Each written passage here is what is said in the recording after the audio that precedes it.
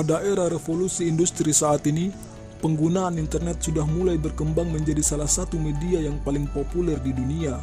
Karena fasilitas yang tersedia dan kemudahan yang dimilikinya, maka internet bukanlah hal yang asing lagi. Tetapi di balik semakin berkembangnya penggunaan internet, semakin berkembang pula kejahatan atas sistem informasinya. Sebagai contoh, dengan berbagai teknik, banyak yang mencoba untuk mengakses informasi yang sebenarnya bukan haknya.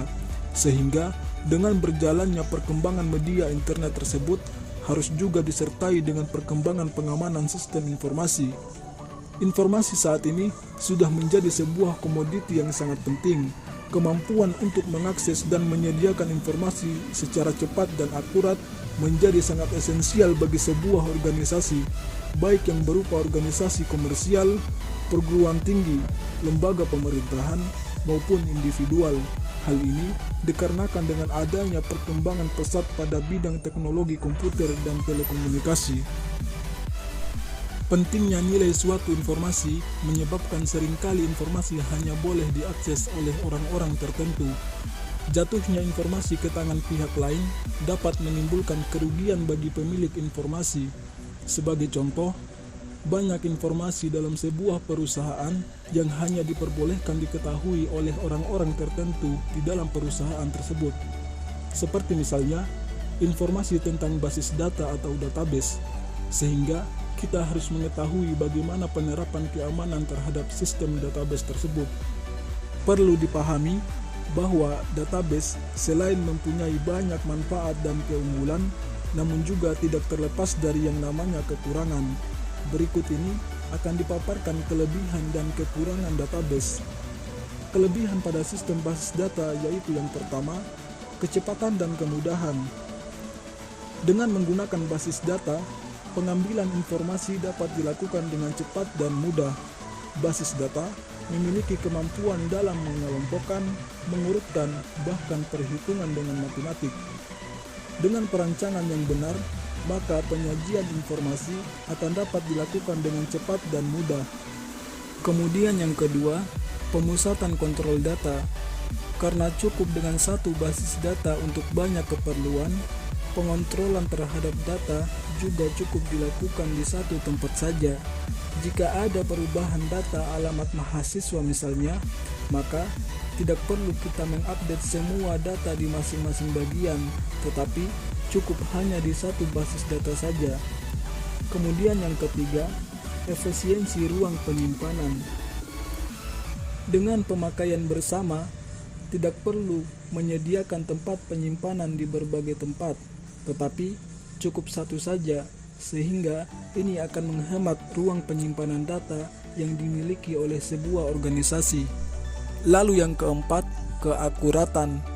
Penerapan secara ketat aturan tipe data, domain data, keunikan data, hubungan antara data, dan lain-lain dapat menekan keakuratan dalam pemasukan atau penyimpanan data.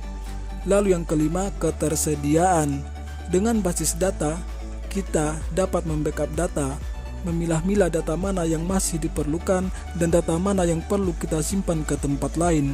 Hal ini mengingat pertumbuhan transaksi suatu organisasi dari waktu ke waktu membutuhkan media penyimpanan yang semakin besar. Kemudian yang keenam, keamanan. Kebanyakan DBMS dilengkapi dengan fasilitas manajemen. Pengguna diberikan hak akses yang berbeda-beda sesuai dengan pengguna dan posisinya.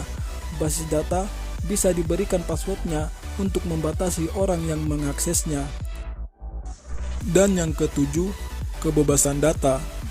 Jika sebuah program telah selesai dibuat dan ternyata ada perubahan isi atau struktur data, maka dengan basis data, perubahan ini hanya perlu dilakukan pada level DBMS tanpa harus membongkar kembali program aplikasinya. Dan yang terakhir, user view. Basis data, penyediaan pandangan yang berbeda-beda untuk tiap-tiap pengguna. Sebagai contoh, kita memiliki data-data dari perusahaan yang bergerak di bidang retail.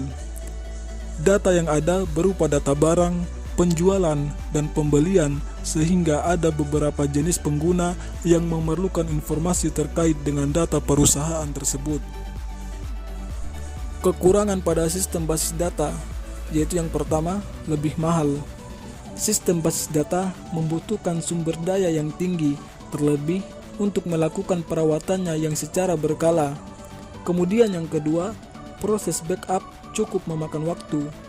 Sistem basis data mencakup banyak file, sehingga jika dilakukan backup akan menghabiskan waktu. Dan yang ketiga, bila ada akses yang tidak benar, kerusakan dapat terjadi. Kesalahan dalam mengakses bisa menyebabkan berbagai masalah, terutama oleh sembarang pengguna. Dan yang terakhir, sistem lebih rumit sehingga memerlukan orang ahli. Sistem basis data sangat kompleks. Tidak sembarang orang yang bisa menanganinya, terutama dengan berbagai macam risiko, sehingga hanya orang ahli yang hanya bisa menanganinya.